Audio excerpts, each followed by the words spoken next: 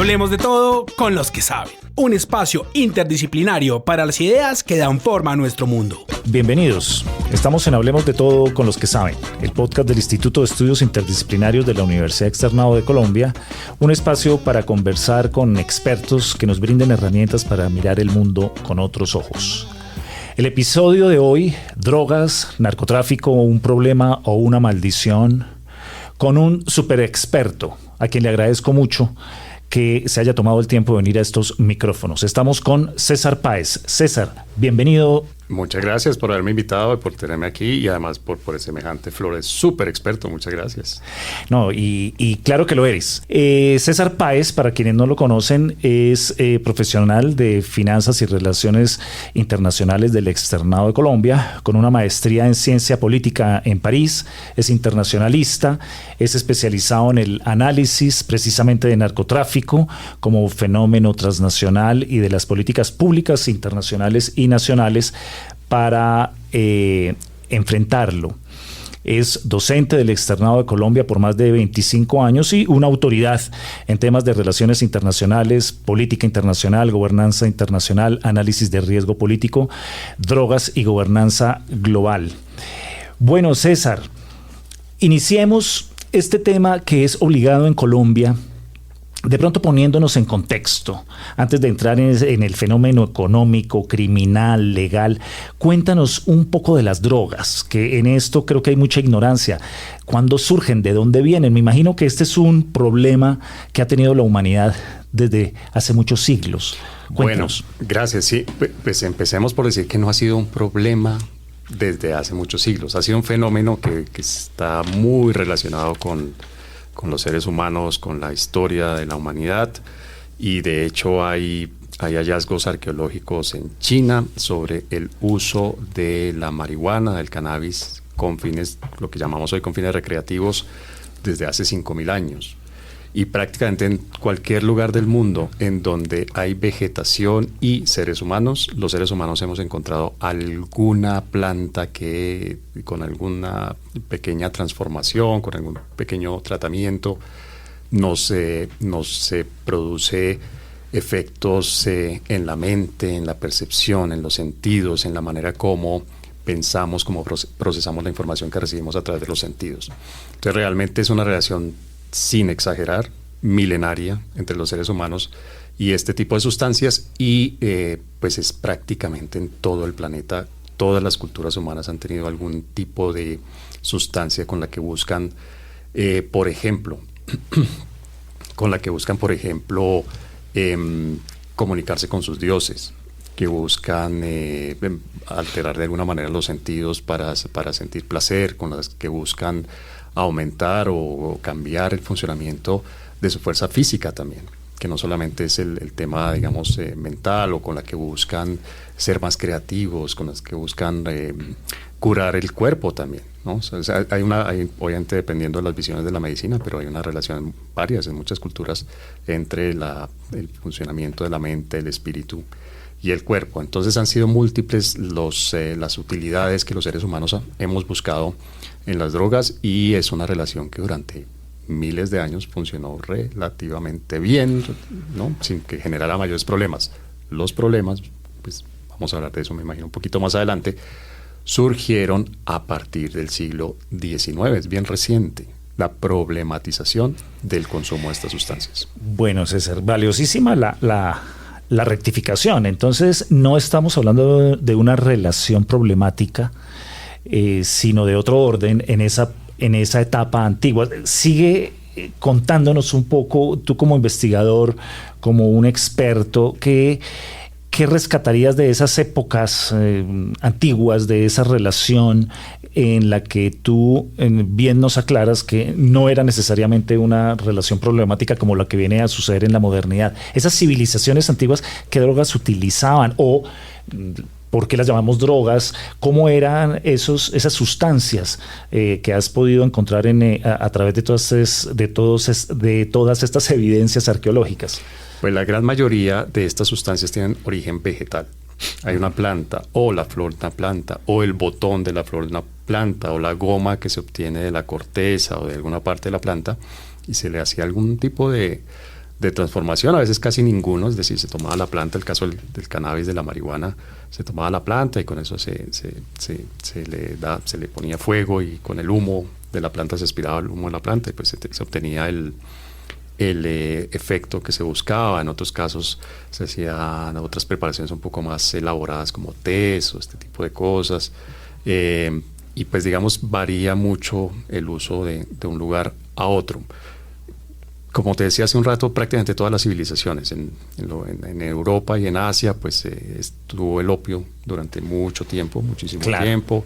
El loto azul también, hay incluso jeroglíficos grabados y pinturas del antiguo Egipto donde muestran esto. El imperio persa también tuvo el uso del opio. El imperio romano, digamos, en el mundo antiguo circuló mucho el opio, pero hay otras sustancias que incluso se siguen usando hoy en día, el vino, por ejemplo, ¿no? Los licores. Cuéntanos, eso te iba a preguntar, el vino, la cerveza, es del mismo grupo de sustancias en el sentido de que alteran el funcionamiento de la mente, alteran el funcionamiento de los sentidos, alteran el estado de ánimo y permiten, digamos, que la mente funcione de otra manera, ¿no? Que digamos es lo más cercano que podemos estar de una definición.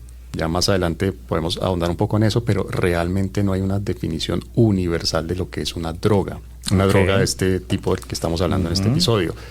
De hecho, las convenciones que hay de las Naciones Unidas no tienen una definición única, no se atreven, digamos, a proponer una definición, sino que lo que hacen es un listado puntual, planta por planta, sustancia por sustancia, de lo que se considera droga ilícita. Entonces no hay una definición, pero pues podríamos pensar en que drogas, de nuevo en el contexto en que lo estamos tratando en este episodio, es una sustancia que de alguna manera altera el funcionamiento normal de los sentidos, de la mente y del cuerpo también, físicamente quiero decir, ¿no? Que obviamente había drogas y sigue habiendo, lamentablemente diría yo, en deportes y en otro tipo de disciplinas en las que se utilizan las drogas para modificar la resistencia, la velocidad, la fuerza física, ¿no? del cuerpo, además del efecto que puede tener sobre la mente. Entonces, eso, te decía, en el antiguo mundo estuvo el opio, estuvo el vino, estuvo la cerveza, estuvo el loto azul, hubo diferentes sustancias que se utilizaron. Y de este lado del mundo también hubo y hay un montón. Claro. La coca, el peyote. Realmente desde Canadá hasta Argentina, digamos, la farmacopeia, la lista de sustancias que se utilizaron y que se utilizan es muy grande. El yagé, por ejemplo, que se utiliza todavía en la zona del Amazonas y del Amazonas, de todos los países que tienen algún tipo de territorio en el Amazonas. Entonces la lista es larga y algunas de estas sustancias cruzaban de un lado del mundo al otro, cruzaban de una civilización a la otra. Por ejemplo, de este lado del mundo exportamos, ya cuando la colonia, digamos, estaba establecida, exportamos el tabaco. El tabaco. Y el cacao. El tabaco todavía lo usan en algunas ceremonias indígenas. Sí, y pues en los rituales. Obviamente tuvo un éxito extraordinario en el resto del mundo. El cacao también, ¿no? El cacao se utilizaba como un estimulante, como una bebida estimulante. Era una bebida amarga que se hacía con agua. Se la llevan los europeos un poco como, miren esto tan extraño, tan exótico que usa esta gente. Y allá en Europa, si no me falla la memoria, los franceses dicen, bueno, vamos a mezclarla con leche y azúcar y aparece el chocolate. Claro. Pero digamos, hay productos que han de nuevo cruzado las fronteras de las civilizaciones. De allá para acá, pues algunos licores, había licores en América, por supuesto, pero una buena parte de los licores cruzaron. Pero la cocaína sí es americana, ¿o no? Esa es una pregunta buenísima. La coca sí.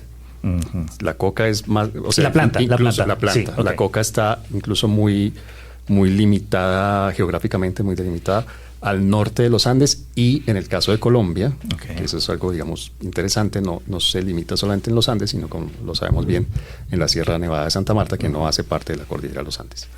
Y la cocaína apareció en un momento del siglo XIX, a mediados del siglo XIX, que era un momento de explosión de la industria farmacéutica.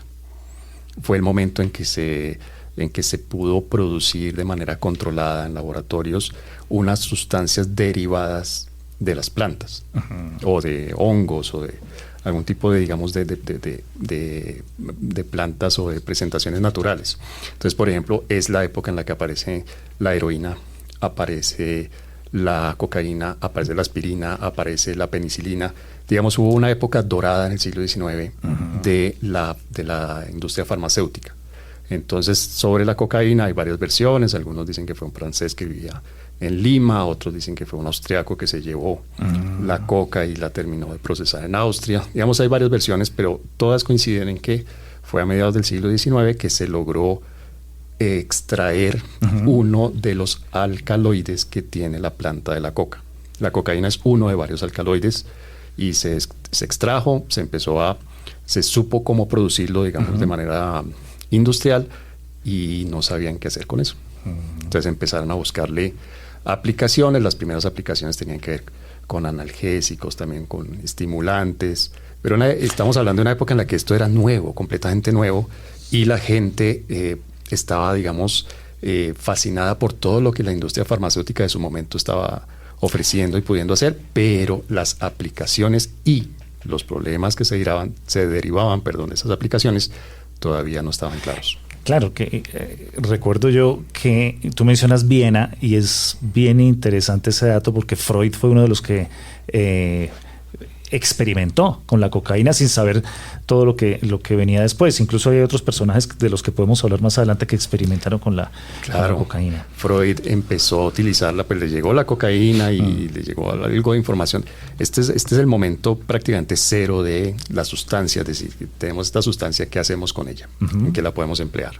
Y entonces Freud empezó a utilizarla en sus pacientes que sufrían de lo que hoy llamamos depresión, que en ese momento lo llamaban, un nombre muy bello, muy poético, melancolía, que era una enfermedad que acababan de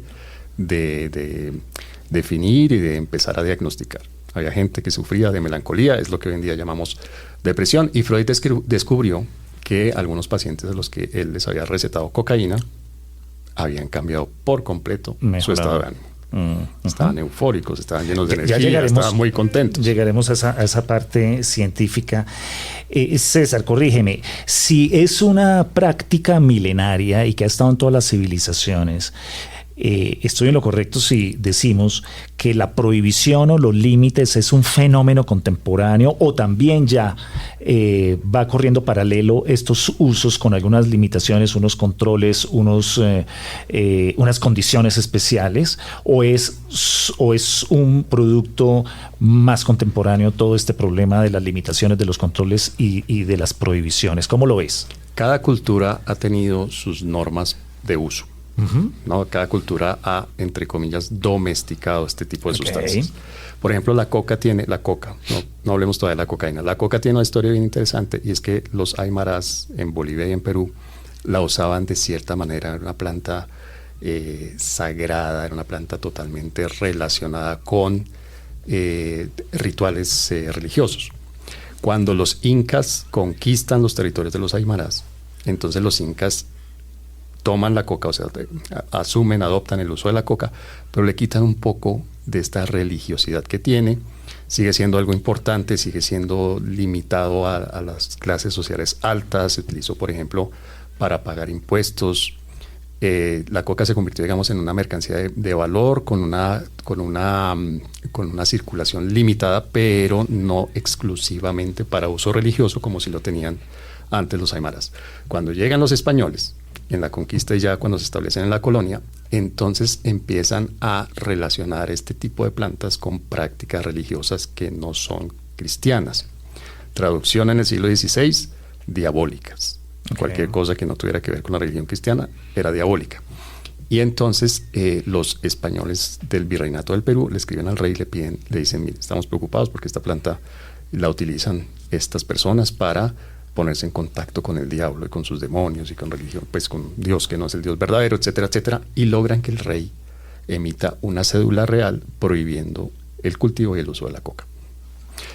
Pocos años después, estos mismos españoles se dan cuenta de que en esa sociedad, en la sociedad del altiplano y de los Andes, tanto bolivianos como peruanos, la coca era muy importante porque era equivalente a lo que hoy en día es el café para nosotros.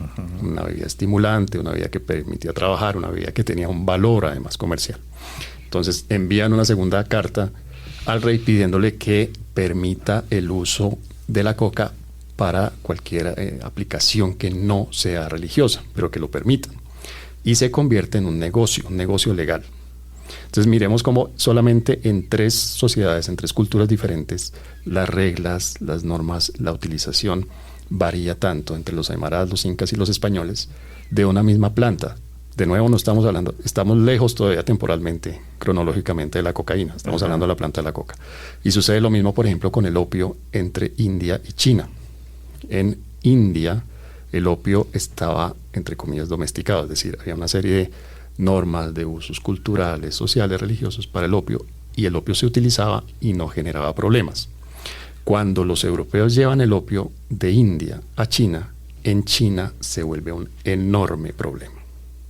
Okay. 2 sociedades diferentes, con normas diferentes, con reglas diferentes, como tú lo decías en la pregunta, y los efectos son bien diferentes también. Perfecto. Muy bien, César, estamos hablando con César Páez, profesor del Externado de Colombia, experto en política de drogas, en narcotráfico, en todo este fenómeno que pues ha atravesado la historia colombiana y de muchos países. César, en cuanto, ya avanzando un poco, te entendía que el concepto mismo de droga ha sido difícil, es una noción gaseosa, es una noción un poco compleja, pero es reciente, digámoslo de alguna manera. En ese sentido, cuéntanos un poco de las entidades, de las instituciones, cómo se conforma, cómo se va estructurando ya en el paso del tiempo, las comisiones de estupefacientes, en qué momento el mundo empieza a estructurarse como si fuera un objeto de estudio con unos métodos y con unos proyectos ya definidos en cada rama del conocimiento, porque se volvió un objeto de estudio a nivel planetario. Pues la verdad, la primera respuesta automática y más honesta es nunca. Me explico, las primeras normas y toda la política de prohibición, que es la que predomina en el mundo desde hace un siglo hasta ahora, surgió por otro tipo de motivaciones, por otro tipo de miradas sobre lo que son estas sustancias. Miradas que estaban cargadas de prejuicios religiosos, ¿no? Miradas que estaban cargadas de prejuicios raciales, miradas que estaban cargadas de prejuicios morales. Las drogas fueron, por ejemplo, estamos hablando del siglo XIX, fueron vistas como sustancias que eran usadas por lo que en ese momento se consideraban razas inferiores, sobre todo en Estados Unidos y en China. Entonces, en Estados Unidos, por ejemplo, las drogas cada droga la relacionaron de una manera obviamente muy racista con un grupo poblacional. La marihuana era cosa de mexicanos. El opio era cosa de chinos, la cocaína era cosa de afroamericanos, y eso reforzaba, digamos, la idea de que esas eran razas inferiores comparadas con la anglosajona, cuando en realidad pues se vio más adelante que, por ejemplo, la cocaína era consumida principalmente por mujeres de clase media anglosajonas y protestantes, lo que se llama WASP. Entonces, la primera mirada que hubo sobre este tipo de sustancias estuvo cargada de prejuicios religiosos, raciales, morales, políticos. Y buena parte de la discusión y buena parte de las normas que se crearon a partir de esa mirada vienen totalmente permeadas y totalmente definidas por esa mirada. Al comienzo hubo discusiones sobre cuáles podrían ser las mejores maneras de tratar las consecuencias negativas que había de las drogas, ¿no? China era, digamos, el país más preocupado y donde más se había extendido el uso de las drogas como un problema. Se calcula que en el siglo XIX, en algún momento, en el Imperio Chino, el 25% de los hombres adultos consumían opio, y eso generaba una serie de problemas. Y era un consumo, lo que llamamos hoy en día un consumo problemático, es decir, era adicción. Entonces el imperio intentó hacer algo, eso llevó a 2 guerras en contra de los occidentales, de los europeos, que precisamente se conocen como las guerras del opio. Hubo 2 guerras del opio, claro, y esa fue la motivación. Y luego los estadounidenses llegan a Asia como consecuencia, no vamos a alargar mucho la historia, pero como consecuencia de la guerra que hubo entre Estados Unidos y España, llegan a Filipinas, encuentran allá el uso extendido también del opio y la heroína, intentan prohibirlos y se dan cuenta de que solo prohibiéndolo en Filipinas no van a lograr nada, porque el opio se trafica por toda Asia. Entonces, desde muy temprano buscan una prohibición internacional. Y buscan una prohibición porque con la mirada de los estadounidenses del momento, que creo que ha cambiado poco en este siglo, la droga es algo malo, es algo evil, ¿no? Es algo negativo, malo, que trae unas consecuencias negativas, que es indeseable y que por lo tanto hay que hacer algo para que la gente no la consuma. Entonces tratan de prohibirla, tratan de evitar que le llegue droga a la gente. En ese momento encuentran en China un gran aliado y allí surge toda la prohibición internacional que formalmente se concretiza en 1912 en lo que se llama la Convención de La Haya. De ahí en adelante pues se han dado más convenciones en las que se han ampliado las sustancias que se consideran drogas, se han ampliado, digamos, los factores del problema, no solamente las drogas, sino también las organizaciones criminales que se encargan de cultivarla, producirla, traficarla, vendérsela a los consumidores. Y bueno, se ha ido fortaleciendo, complejizando, ampliando lo que se llama el régimen internacional de estupefacientes. César, el problema del opio y de las otras drogas, en tu criterio, ¿tiene la misma trascendencia, la misma problemática que la cocaína? Porque pues nosotros, como somos un país protagonista de cocaína, consideramos que el problema de la cocaína es universal, pero uno podría decir que el opio o el de otras drogas es similar o más, o la cocaína definitivamente es el problema. Ya va utilizando el término actual que utilizarían las autoridades, es el problema actual más importante, o nosotros lo vemos así simplemente porque estamos en el centro de ese problema. Pues yo creo que es más lo segundo que tú mencionas. Hay un fenómeno curioso, y es que en cada región del mundo hay una droga que es más consumida que las demás. Uh-huh. Entonces, por ejemplo, en el caso de Norteamérica, hasta hace poco todavía es una droga muy importante, pero hasta hace poco la más consumida y la que más problemas generaba era la cocaína. En Europa hasta hace poco era la heroína. En África era la marihuana y digamos las maneras diferentes en las que se consume la marihuana, dentro de esas el hachís. Uh-huh. Y en Asia también era la heroína y otro tipo, digamos, de drogas similares. Y en Colombia, digamos, creo que con eso contesto una parte de tu pregunta. Ahora, eso varía con el tiempo, ¿no? Te decía, en Estados Unidos hasta hace poco, porque ahora están todas las anfetaminas y todo este tipo de drogas de tipo más sintético, que son las que están creciendo en la demanda. Es decir, la demanda de estas drogas está creciendo y además están generando muchos problemas porque son drogas con las que fácilmente se genera una sobredosis, y las sobredosis pueden ser mortales. En Europa Occidental también está empezando a cambiar un poco la preeminencia que tenía allí la heroína, y la cocaína ha ganado espacio dentro de las preferencias del consumidor. Entonces las drogas, digamos, tienen unos ciclos de preferencia, de consumo, de ser la droga más utilizada en ciertos lugares, y luego con el tiempo puede ser reemplazada por otra droga, ¿no? Hay, digamos, un aumento, llega un momento de estabilización y luego hay una disminución del consumo de ese tipo de drogas. Perdón, que se me fue el hilo. Lo segundo que me preguntabas. No, precisamente si el problema de la cocaína es el centro de todos estos problemas de drogas, o cada droga es equivalente en el problema del concierto internacional frente a las autoridades, porque te decía yo que pronto pues nosotros vemos el problema de la cocaína en el centro de toda esta problemática, pero porque somos el país productor de cocaína. A eso iba mi reflexión. Si realmente sí la cocaína es el centro del problema, o igual sucede con el resto de las drogas. Pues cada droga genera sus propios problemas, digámoslo así. Como te decía, cada droga tiene una preeminencia geográfica, y en Colombia tenemos, no sé cómo llamarlo, pero tenemos la particularidad de que podemos producir 3 de las drogas más consumidas, que son marihuana, cocaína y opio. Perdón, yo ahí te interrumpo porque yo siempre he tenido una pregunta que seguramente ya está resuelta, pero no sé la respuesta. ¿Por qué Colombia termina siendo el principal productor? ¿A qué me refiero? Geográficamente, ¿por qué Ecuador, Perú, Venezuela, todo Centroamérica, que son muy parecidos?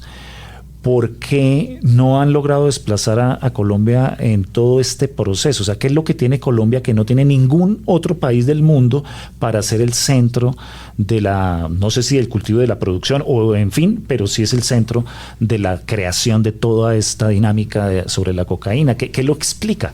Esa es una pregunta que se ha hecho y ha respondido, me parece a mí, de manera muy acertada Francisco Tumi, que es un colombiano experto en este tema, es uno de los grandes expertos del tema en el mundo, y básicamente lo que dice Tumi es: en Colombia ha tenido mucho éxito el narcotráfico por las instituciones sociales que tenemos y también por las que no tenemos.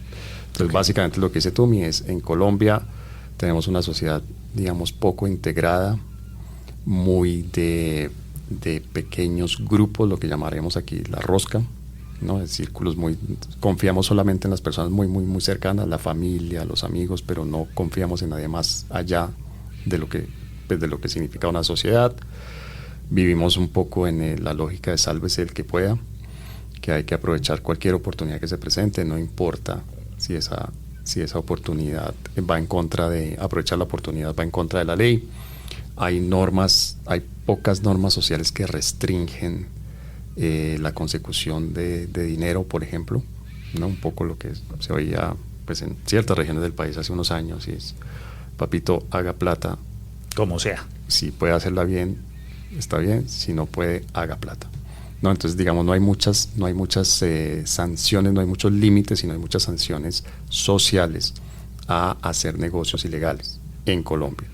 No quiere decir que los países que tú mencionaste sean un paraíso del cumplimiento de la ley, pero sí hay unas instituciones sociales, más allá de las que impone el Estado, unas instituciones sociales que sí limitan un poco este accionar de la gente para conseguir dinero. Pero esa sería una explicación, digamos, como sociológica o política, pero entonces no hay ningún atributo climático, ni geográfico, ni natural que nos haga mejores, sino es por ejemplo, un problema que se explica desde el punto de vista social, político. Por ejemplo, en la primera mitad del siglo XX se cultivaba coca para que fuera materia prima de la cocaína en otras regiones del mundo, en Taiwán, por ejemplo, en Java, que son sitios que tienen un clima similar al de Colombia.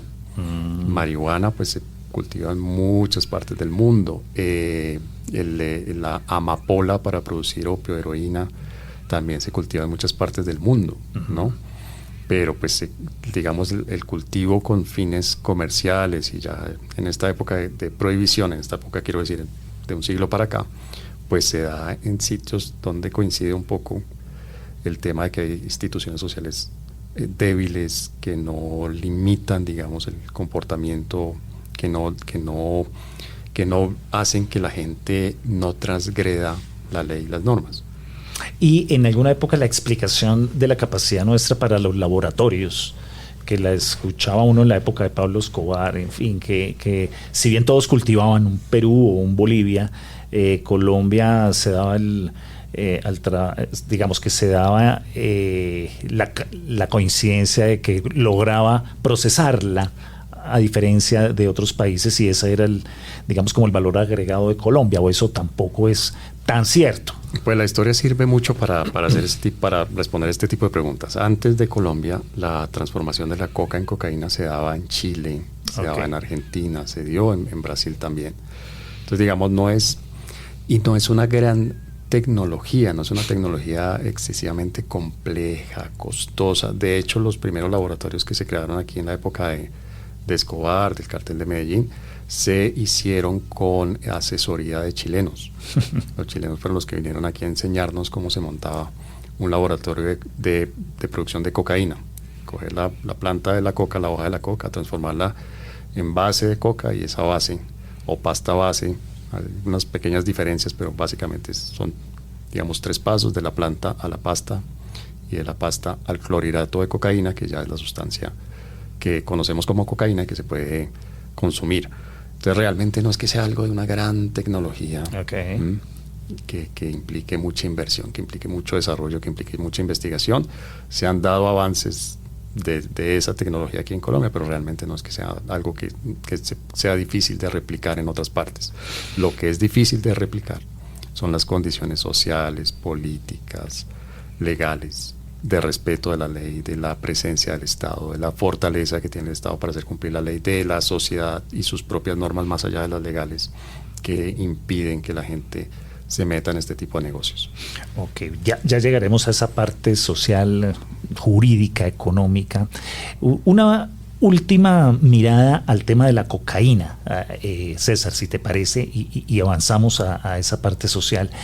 La producción, los cultivos, las cifras que has logrado concluir de todos esos estudios de la cocaína en cuanto a volúmenes, en qué momento es que se vuelve este negocio tan fabuloso, cómo es que opera, cuánto nos deja, cuánto no nos deja y cómo es el negocio realmente. Es un negocio supremamente dinámico, es un negocio supremamente elástico y estas organizaciones tienen una enorme capacidad de adaptación. Por ejemplo, en el comienzo del negocio aquí en Colombia, como tú bien lo decías, lo que hacíamos los colombianos era importar la materia prima de Perú y Bolivia. Eso no era fácil, había que atravesar toda la selva del Amazonas, claro, para traerla de esos países a este. Los colombianos encontramos la manera de resolver el desafío logístico. Luego se transformaba aquí en los laboratorios y luego teníamos que atravesar otro medio continente para llegar a la entrada del mercado, es decir, a la entrada donde estaba la demanda, que era el sur de la Florida. Eso era también algo logísticamente difícil, complejo, que lo solucionamos. Y eso, además, dentro de un ambiente de total hostilidad contra el negocio, que era pues que obviamente estábamos hablando de una sustancia prohibida, de una actividad prohibida en la que estaba el Estado colombiano, estaba el Estado de Estados Unidos, el gobierno, todas las instituciones de seguridad, tratando de evitar que esa actividad se desarrollara. Y aún así se pudo hacer. Poco tiempo, en los años 90, en Perú, Alberto Fujimori logra, con la cooperación de Estados Unidos, logra una interdicción muy, muy exitosa y se vuelve muy difícil que esta materia prima atraviese el Amazonas para llegar de Perú a Colombia. Entonces las organizaciones aquí se adaptan y empieza el cultivo a gran escala en Colombia. Eso es algo de los años 90. Luego esto se mezcla con las guerrillas, con los paramilitares, con otros grupos al margen de la ley. El Estado obviamente es un actor principal allí, que es un actor fuerte, es un actor que además con la cooperación de Estados Unidos ha logrado golpear estas organizaciones. Las organizaciones que tenemos hoy no se parecen en absolutamente nada a las organizaciones que había en los años 80 y 90, pero son organizaciones que se han adaptado, que han cambiado de estructura, que han cambiado de tamaño, que han cambiado en la manera en que se relacionan unas con otras. Pasamos de los grandes carteles que eran una organización, cada uno de estos carteles era una organización totalmente vertical, a un sistema más parecido a redes, en el que hay outsourcing, en el que hay contrataciones diferentes, en el que hay obviamente relaciones con organizaciones criminales de afuera, ¿no? En el caso de Colombia, pues lo sabemos de la cocaína, en esta parte del mundo lo sabemos bien con los mexicanos, por ejemplo. Entonces es una actividad que tiene muchos desafíos, dentro de esos que es una actividad prohibida, ilegal, en la que el Estado está todo el tiempo tratando de acabar la actividad, pero por eso mismo es una actividad en que las organizaciones que están metidas en esa actividad, que la están explotando, se adaptan con una velocidad increíble. Muy bien, muy interesante, César. Los que nos siguen siempre quieren saber un poco del invitado, de su experiencia, de sus investigaciones. Cuéntanos un poco cómo llegas a este tema de estudio. Ya reanudamos con todo el fenómeno de la cocaína y ya la prohibición, y quisiera que habláramos un poco ya sobre la posición del Estado y de la legalización o no, pero regálanos un poquito de tu historia personal frente a este tema. Este ha sido un tema de investigación permanente en Francia, en tus clases, en tus proyectos. ¿Cómo vas o cómo llegas a definir este tema para tu trabajo como profesional que eres en finanzas y relaciones internacionales y en tu maestría de ciencia política en Francia? ¿Cómo fue este proceso? Pues yo llegué a este tema, yo creo que por inquietudes, digamos, inevitables que tienen cualquier colombiano que esté interesado en la política, en las relaciones internacionales, en la economía, porque pues evidentemente el narcotráfico ha marcado la historia de este país por lo menos desde hace, perdón que estoy haciendo cuentas rápidas, por lo menos desde hace 45, 50 años, no, desde los años 80, por lo menos desde los años 80 ha habido tráfico de marihuana desde los años 70, es digamos como una historia previa del narcotráfico grande de cocaína, que finalmente es lo que ha generado todo este problema en Colombia, todos estos problemas en Colombia. Entonces, como colombiano, pues digamos, es un tema que nos afecta, que nos interesa, que nos sensibiliza de manera inevitable, diría yo. Y cuando estuve haciendo este estudio de maestría en Francia, estaba el problema en plena explosión en México. Recuérdanos dónde estudiaste en Francia. En el Instituto de Ciencia Política de una ciudad que queda en el sur que se llama Aix-en-Provence. Okay. Y entonces, estando allá, las noticias que había sobre el tema pasaron de Colombia, de tener a Colombia como centro de atención, y pasaron a ser México. Y parte de lo que se decía es que México se estaba colombianizando. Sí. Entonces, la primera pregunta que yo me planteé a la hora de hacer mi trabajo de maestría fue: ¿es cierto que México se está colombianizando? Esa pregunta la respondí, digamos, muy rápidamente, porque la historia política, la historia de su cercanía a Estados Unidos, el hecho de que sea un país federal, el hecho de que haya estado gobernado por el mismo partido durante 70 años, durante pues casi todo el siglo XX y bien entrado el siglo XXI, por un solo partido, hacían que la historia de los dos países fuera totalmente diferente. La estructura política, el hecho de que allá hay más o menos 1.500, o es una cifra que nunca he podido encontrar con certeza, pero algunos hablan de 1.500, otros de 2.000 cuerpos diferentes de policía, porque tienen una policía municipal, unas policías estatales y una policía federal. Cada municipio tiene su propio cuerpo de policía, a diferencia del nuestro. Es un país federal, este es un país centralizado, aquí tenemos solamente una policía, aquí, digamos, no tenemos frontera directamente con Estados Unidos. La historia es diferente, la historia de aquí también del poder político es diferente. Entonces mi primera conclusión fue: no, México no se está colombianizando. Y algo que encontré allí también es que el narcotráfico en México comenzó a finales del siglo XIX.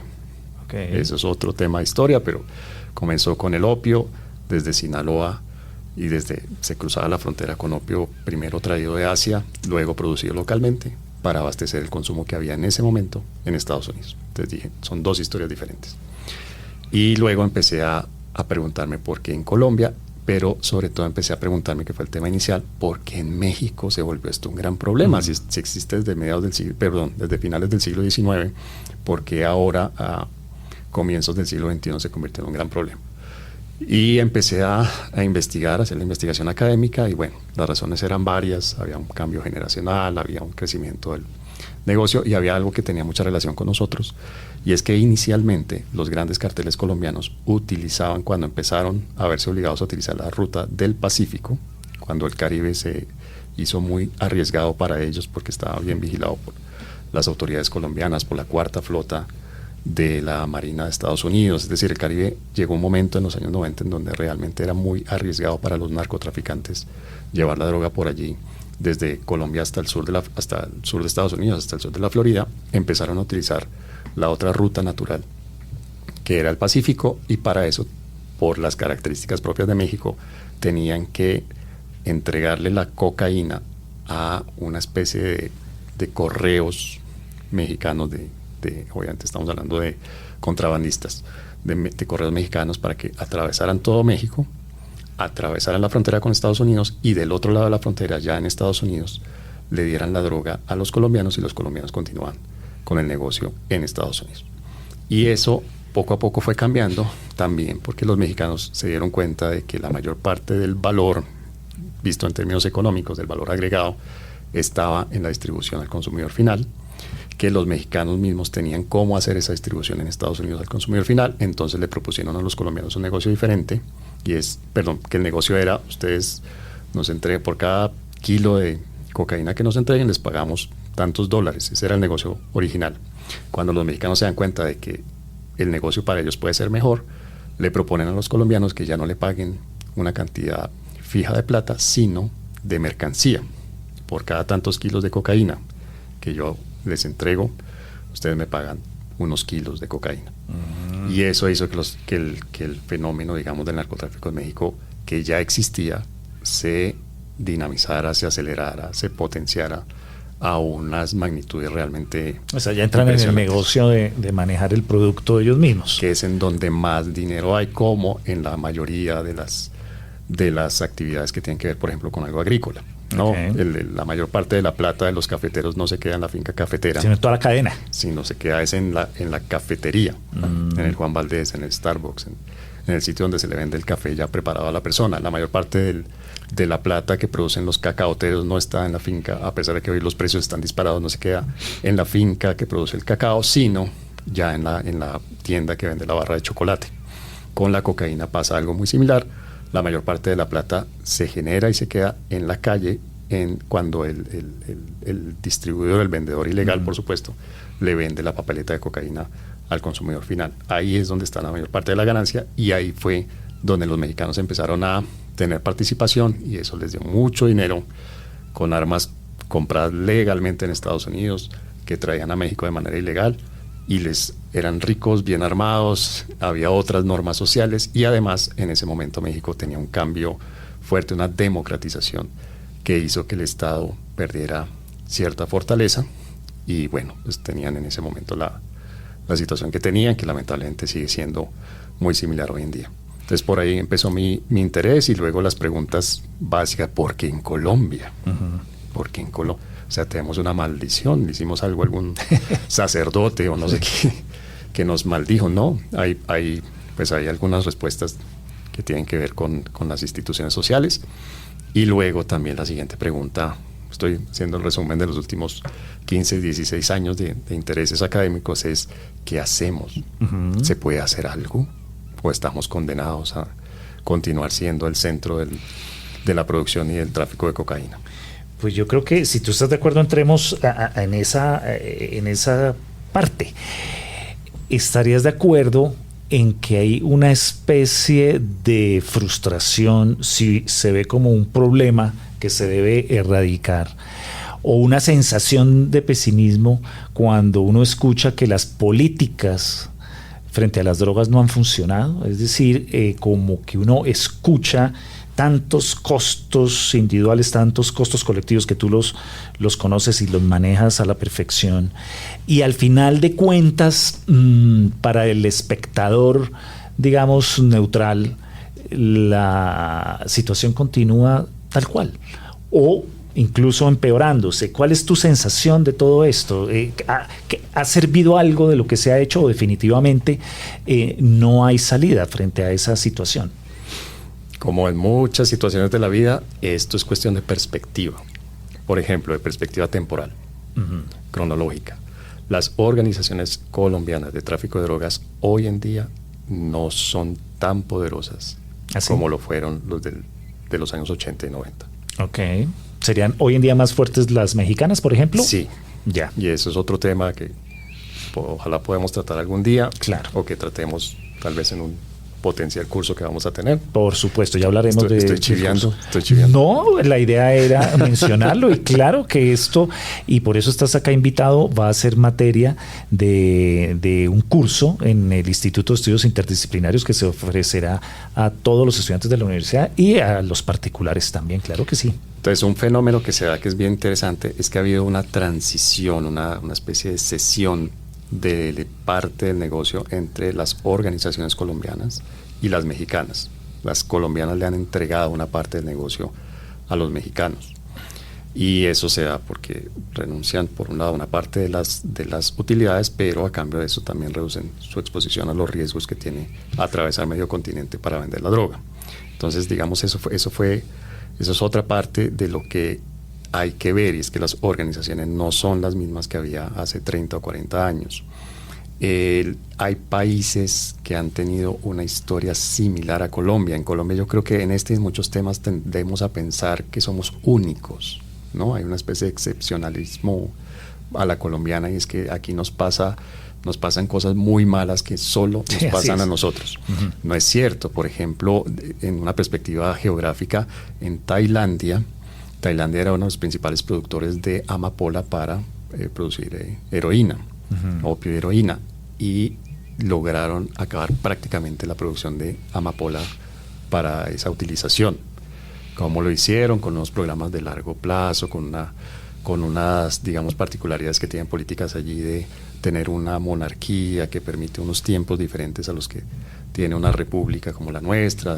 Bueno, son temas, digamos, que esperamos abordar precisamente en el curso, pero hay países en donde se ha erradicado, literalmente en términos de plantas, pero también en términos simbólicos, se ha erradicado el problema de la producción de drogas. Hay zonas de Colombia que hace unos años eran muy activas, eran, digamos, zonas calientes en la producción, que hoy en día ya no lo son. Entonces también hay sitios de Colombia donde se ha resuelto el problema. Entonces yo creo que cuando uno empieza a estudiar y a meterse en los detalles, empieza a ver que la historia ha cambiado, que el propio Estado hoy en día es mucho más fuerte de lo que era hace 40 años para hacerle frente a este y a otros fenómenos. Claro, las noticias que nos llegan todos los días nos hacen ser pesimistas y estar preocupados y sentir que los criminales están cada vez ocupando mayor espacio, no solo geográfico, sino también de tipo económico, político, social. Pero es un fenómeno, no es una maldición. Y es un fenómeno que se ha podido resolver en otros momentos, en otras partes, e incluso aquí en Colombia se ha resuelto hasta cierto punto. No quiere decir que ya no haya narcotráfico, pero el narcotráfico que tenemos hoy es muy diferente al que teníamos hace 40 años, y si lo vemos por zonas de Colombia, eso sí que se ve diferente el mapa, si se comparara el mapa de hace 40 años con el que tenemos hoy en día. Y de nuevo, hay casos, Tailandia no es el único, es un caso particularmente interesante para la gente que quiera ver si eso se puede llegar a solucionar. Es bien interesante. Y tú, como magíster en ciencias políticas, ¿qué piensas de las políticas públicas de Colombia? Es decir, acá en Colombia siempre ha existido el debate inmenso de cómo tratar el fenómeno de las drogas, y pareciera que siempre estamos determinados por la política que fija Estados Unidos, ¿o no? O si hay algunos proyectos que uno pueda ver como originales, autónomos, o esa función del Estado, esa función normativa, esa función también en cuanto de la perspectiva de salud pública en Colombia, si realmente tiene algún futuro. ¿Tú cómo la ves? Yo creo que hay que separar, para este análisis, para responder a esta pregunta, yo creo que hay que separar dos partes del mismo fenómeno, dos caras del mismo fenómeno. Una es el consumo. Uh-huh. Y en el consumo, digamos, ha habido cierto grado de autonomía en Colombia, y hay una discusión, digamos, que se da permanentemente entre la prohibición, la legalización parcial, la regulación del consumo y la producción de drogas, que obviamente es lo que más llama la atención del fenómeno aquí en Colombia. Entonces yo creo que en la producción sí ha habido, digamos, más influencia de Estados Unidos, pero también creo que hay un alto grado de autonomía, ¿no? Uh-huh. Que como lo hemos visto prácticamente desde las negociaciones de paz entre el gobierno de Santos y las FARC, la producción de coca por un lado y de cocaína por otro lado se dispararon, aumentaron muy aceleradamente. Y a pesar de eso, Estados Unidos mantuvo el apoyo a los programas de seguridad de Colombia, mantuvo el apoyo a los programas de desarrollo también de Colombia, que ahora estamos en otra era, en otra historia con USAID, pero Estados Unidos seguía manteniendo muchos programas de desarrollo rural, de erradicación de cambios de modus vivendi en las zonas de producción. Obviamente también apoyaba con información, con equipos, con financiación, con entrenamiento a las fuerzas de seguridad del gobierno colombiano, pero digamos, claro, no, el hecho de que haya más producción, digamos que dificulta la relación, crea roces, pero a pesar de eso, no hubo un rompimiento, ¿no?, de la cooperación. Entonces yo creo que Colombia sí ha tenido una autonomía interesante, suficiente, frente a cómo maneja. Y en Colombia, como en todo el mundo, hay dos miradas principales. Normalmente se identifican con tendencias políticas ideológicas. La izquierda cree que la solución de fondo a este tipo de fenómenos es ofrecerle a la gente una manera de ganarse la vida diferente. Y eso se da con educación, se da con oportunidades de producción de otros bienes o servicios, se da con empleo, se da con subsidios, se da con, digamos, diferentes medidas que hacen que le dan a la gente la posibilidad de dedicarse a otra cosa para ganarse la vida. Y la derecha tiene otra mirada y es: hay que hacer cumplir la ley. Y ese, digamos, son como los dos extremos que uno puede identificar. Y esto, de hecho, los podría uno también identificar en el consumo. Pero quedémonos en la producción. Entonces, en Colombia hemos tenido una pendulación entre las medidas de creemos programas para que la gente tenga otro modus vivendi y hagamos cumplir la ley. Y la mayor parte del tiempo, creo yo, hemos tenido mezclas. Okay. Es decir, hemos tenido gobiernos de derecha en las que se han financiado, se han ejecutado programas de sustitución o eliminación de cultivos, y hemos tenido gobiernos de izquierda en los que también se le han dedicado recursos importantes a la seguridad. Estoy hablando de la seguridad policial, ¿no? Con la fuerza pública. Entonces, digamos, ese ha sido como nuestro péndulo desde hace 40 y tantos años. Lo que yo creo, que es la respuesta a la pregunta que me hacías, a la pregunta central que me hacías, es que las políticas en Colombia son de muy corto plazo. Y eso no es gratuito. Tenemos un calendario electoral cuatrienal, perdón. Sí. Es decir, cada 4 años el Ejecutivo y el Legislativo se van a elecciones. Tienen que refrendarse en elecciones, tienen que conseguir votos. Y eso marca el ritmo de las políticas. Claro. La política electoral marca el ritmo de las políticas públicas. Entonces los políticos necesitan conseguir y demostrar resultados muy rápido. Y lamentablemente eso nos ha llevado a algo que se está discutiendo por primera vez, que me llama la atención, y es el tipo de resultados que debería obtener la política pública. Entonces, las que se han dado hasta ahora son cantidad de hectáreas erradicadas, sí, y cantidad de toneladas incautadas. Esos son los dos grandes indicadores. Okay. Pero resulta que ni el uno ni el otro realmente le hacen daño estructural a las organizaciones criminales, al negocio. El caso de Tailandia, que mencionaba hace un rato, son políticas de muy largo plazo, 20, 25 años. Aquí no hemos podido tener eso en la mayoría del país. Hay algunos casos, algunas excepciones. Repítame los dos indicadores. Las incautaciones de cocaína, sí, o de heroína, sí, o de marihuana ya lista para el consumo, y la erradicación de cultivos. La erradicación. Esos son los dos, Coca, y esos son los dos grandes temas que debaten de todos. amapola. Okay. Y esos son los grandes indicadores. Y en eso también se ha basado en buena medida la relación que hay entre Estados Unidos y Colombia de cooperación. Y lo que tú sostienes es que no necesariamente esos dos indicadores tienen una relación directa en el negocio. Ahora que está, digamos que esto lo que se llama hoy en día los KPIs, ¿no? Los indicadores claves de desempeño. Yo creo que un KPI en esta política es el precio de estas drogas en la calle. Si el precio de la droga tiene un aumento significativo, es porque las políticas que se están ejecutando para evitar que esa droga sea producida, son eficaces, sea transportada, sea vendida, sea consumida, son eficaces. Okay. Y eso es algo que no ha sucedido.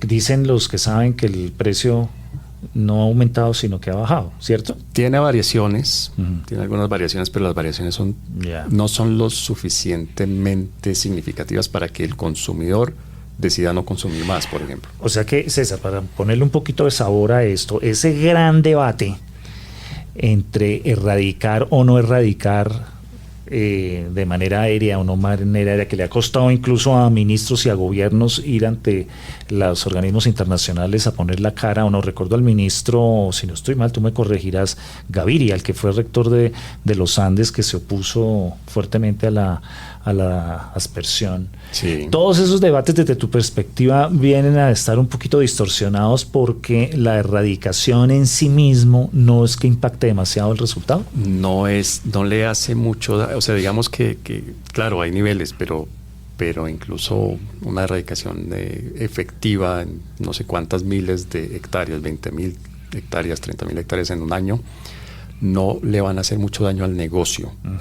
No, y ese daño se puede cuantificar fácilmente con el precio de la droga en las calles. Si la erradicación fuera realmente efectiva en términos del combate a las drogas, estaría, cada vez que hay un éxito en la erradicación, una gran cantidad de hectáreas erradicadas, el precio en las calles debería dispararse. Y eso no ha sucedido. César, yo quería preguntarte algo. Yo acabo de recordar, yo estudié Derecho y hace muchos años, cuando yo estudiaba Derecho, en Derecho se ve, por supuesto, Derecho Penal.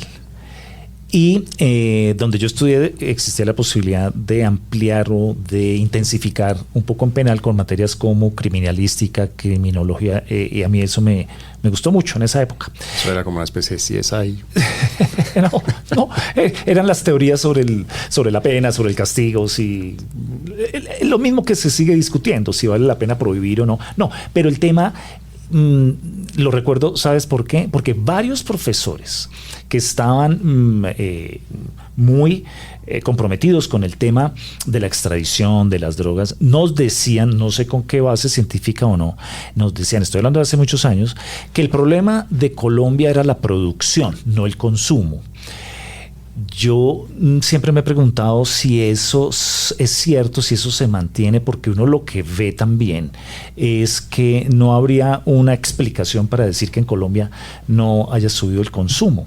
Entonces, tú en tu conocimiento, ¿cómo ves ya el consumo en estos países? ¿Qué has averiguado? ¿Qué arrojan tus investigaciones? Digamos que un efecto que uno espera como académico, como alguien que estudia un fenómeno, es que obviamente con toda la información que uno va recopilando, o en toda la información que uno va recopilando, puede identificar ciertos patrones. Ciertas tendencias, cuando uno ve que algo se repite una y otra vez, dice, bajo ciertas circunstancias, eso en Colombia lo llaman ceteris o cateris paribus, bajo ciertas condiciones, cada vez que A sucede, es muy posible que el resultado sea B. Lo que yo he visto es que las sociedades, en la medida en que se vuelven más ricas, menos pobres, aumentan su consumo de este tipo de sustancias. Y en América Latina lo hemos visto con claridad. El aumento que se ha dado del consumo en países como México, como Brasil, bueno, Argentina es otro capítulo, pero digamos, y Colombia misma, en la medida en que estos países se han vuelto más ricos, menos pobres, como lo quieras ver, en la medida en que la gente tiene más dinero disponible, que aumenta la capacidad adquisitiva, aumenta también el consumo de este tipo de sustancias. Lo que explica también que Estados Unidos sea un buen consumidor. Y Europa Occidental, y hoy en día, que hay nuevos mercados para la cocaína, ese es otro tema también muy interesante, muy, digamos, de los temas más recientes que hay como fenómeno, como estudio, que estén apareciendo con mucha fuerza en los mercados en el Medio Oriente y en Asia, que son sociedades que en este momento son sociedades muy ricas, digamos, que se han enriquecido mucho en los últimos años. Entonces, el aumento de la capacidad adquisitiva lamentablemente va acompañado del fenómeno del consumo, y en Colombia el consumo ha aumentado, se ha complejizado, se ha sofisticado, si se quiere, y por supuesto genera una cantidad grande de problemas. Y yo pensaría que siendo Colombia un país con tanta experiencia, ya viéndolo desde el problema de salud pública, tampoco es que exista una infraestructura o una política fuerte, ¿o tú cómo lo ves? Yo, por ejemplo, extraño mucho, claro, hoy me dirán que esos ya no son los canales de mercadeo ni publicidad, pero yo recuerdo en mi juventud que veía uno publicidad, programas, la droga destruye tu cerebro, y a mí me quedaron esas imágenes, yo no volví a ver nada de eso. Pues yo creo la campaña tal vez más reciente, eso ya tiene su buen número de años, pero que fue muy exitosa, es La Mata que Mata. Ok. No sé si recuerdas eso. Que me De parece, la producción, me parece un poco también un nombre bastante ofensivo para algunas comunidades, ¿no? Claro, y ya, si me permites, cuando hablemos tal vez en unos pocos minutos de cómo está el panorama hoy en día, tenemos que hablar de la legalización de la marihuana para usos medicinales. Porque Colombia también fue fuerte en marihuana, ¿cierto? Claro. Fue muy famosa. Por ahí comenzó el narcotráfico en Colombia, ¿no? Esa es otra historia. La gente que esté interesada en esa historia, hay una película cinematográficamente muy bien hecha, pero que además cuenta muy bien esta historia, que es Pájaros de Verano. Ah, sí. Súper recomendada. Sí, sí. Allí le sintetizan a uno de una manera magistral y muy bien escrita, muy bien actuada, muy bella, muy bien producida, la historia de la marihuana en Colombia. Entonces sí, pues en Colombia, digamos, el consumo ha aumentado, es un problema tanto en las ciudades grandes como en las pequeñas, en las medianas, en las pequeñas, y es un problema al que se le han tratado de dar solución a través de las políticas públicas, pero yo creo que tanto en la producción como en el consumo se cumple algo de lo que ya habíamos hablado al inicio de este episodio, y es que hay una fuerte carga ideológica, moral, religiosa, que realmente mantiene un poco marginadas las miradas científicas. No, okay. Este es un tema que deberían estar discutiendo las médicas y los médicos, biólogos, químicos, farmacéutas.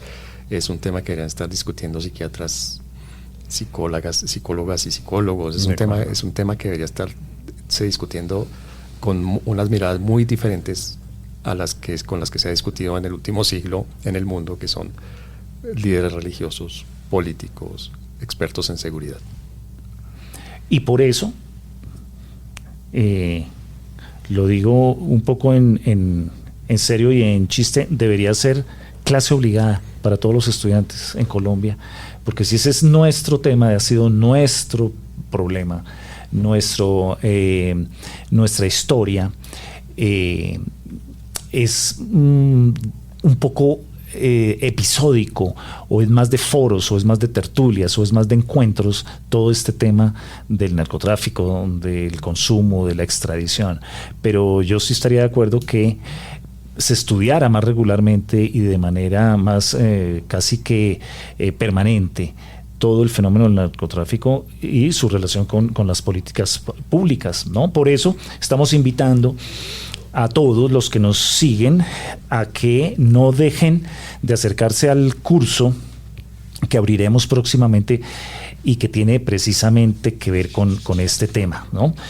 Drogas, narcotráfico es un problema, es una maldición, y sus políticas públicas, que lo estará lanzando próximamente el Instituto de Estudios Interdisciplinarios con nuestro invitado de hoy, César Páez, especialista y gran analista de todos estos temas, y a quien le estamos agradeciendo el tiempo que le ha dedicado a estos micrófonos. Ya se nos está agotando el tiempo, César, no sé qué se nos está quedando por fuera. Va a tocar hacer un segundo episodio y te invito a que continuemos, porque este es un tema de nunca acabar. Pero de pronto, para ir cerrando, es un tema adictivo, mentiras, chiste bobo, pero... para ir cerrando, ¿qué alternativas aledañas, qué propuestas como tercera vía, qué has visto que se pueda abrir para salirnos un poco del debate simplista de legalizar o no legalizar? ¿Cómo has visto esa posibilidad? Es una discusión un poco tridimensional. Me explico, o más bien de 3 puntos, de 3 extremos. Uno es mantener la política actual, que es prohibicionista. Okay. Otra opción es irse al extremo totalmente opuesto, y es legalizar, ¿no?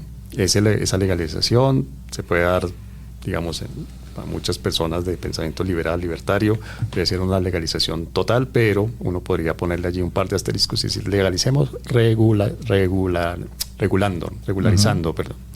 Es decir, vamos a legalizar, pero con algunos límites de edad, de actividades que se pueden desempeñar bajo el efecto de las drogas, algo muy similar al licor, digamos. Okay. Y hay otro, y es decir, esto es una cuestión de decisión individual, o lo podemos ver también, es otra mirada muy posible y que tiene mucho que aportar, y es una mirada de salud, es una enfermedad. Sí, obviamente estamos hablando del consumo individual problemático, las adicciones, pero también es una enfermedad social, ¿no? Es una enfermedad que tiene unas lógicas y unas causas y unos tratamientos sociales. Entonces, hay diferentes miradas sobre el problema. Yo creo que cada mirada tiene aportes muy positivos que pueden dar pistas de cómo manejarlo, de cómo disminuir los riesgos, de cómo disminuir algo que es muy importante, que son los daños que le ocasiona a la persona, a su círculo cercano y por supuesto a toda la sociedad. Pero pues me temo que esa discusión que se plantea regularmente, se planteó desde hace un siglo. Esta discusión no es nueva, se planteó desde hace un siglo en el mundo, se planteó desde hace un siglo en los diferentes países en donde se empezó a desarrollar este fenómeno.